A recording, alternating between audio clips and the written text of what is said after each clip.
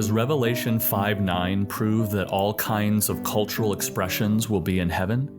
Written and recorded by Scott Aniol.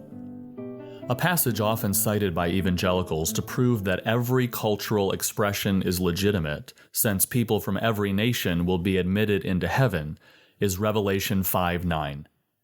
And they sang a new song saying, "Worthy are you to take the scroll and to open its seals, for you were slain, and by your blood you ransomed people for God from every tribe, and language, and people, and nation." These same four terms appear also in chapter 7, verse 9, 11:9, 13:7, and 14:6. Here John uses four terms related to ethnic identity.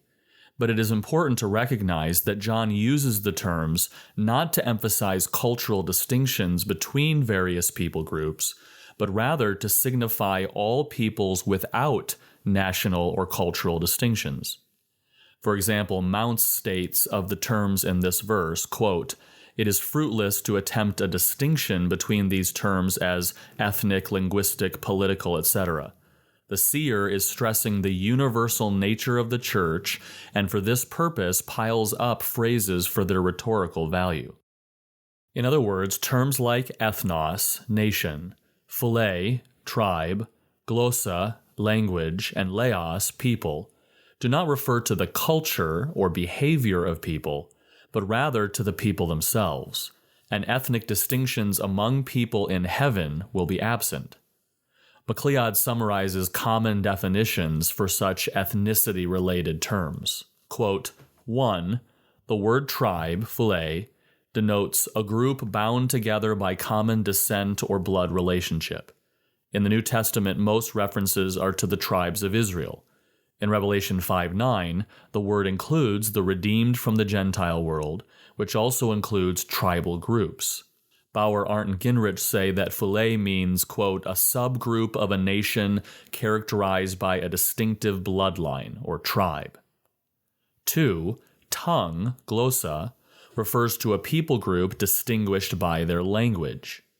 3. People, laos, speaks of a race, that is, a body of people with common cultural bonds, a people group. 4. Nation, ethnos, means a body of persons united by kinship, culture, and common traditions. Unquote. Indeed, the New Testament perspective on ethnicity seems to be that of eliminating ethnic distinctions rather than highlighting them. The use of another term related to ethnicity, Hellene, Greek, illustrates this point. According to Paul, in Christ there is no distinction between Jew and Greek, Galatians 3:28, Colossians 3:11, and 1 Corinthians 12:13. Rather, all are united into one newly distinct body. These examples of the use of terms related to ethnic identity by New Testament authors indicate that the terms signify distinct groups of people that unify around common heritage, geographical location, language, and/or custom. Culture, as defined by contemporary anthropologists, may be one of the elements around which an ethnos unifies, but an ethnos is not culture itself. Similarly, phile is not lineage, it is a people united by lineage.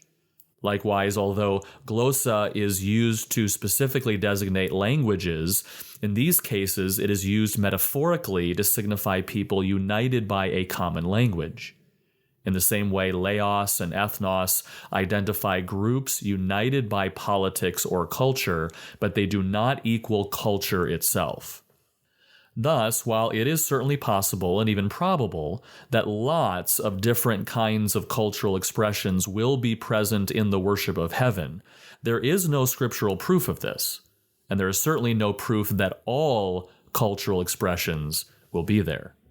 For one thing, it is at least instructive to note that at least one aspect of cultural diversity is eliminated in this heavenly picture: their clothing. Revelation 7:9.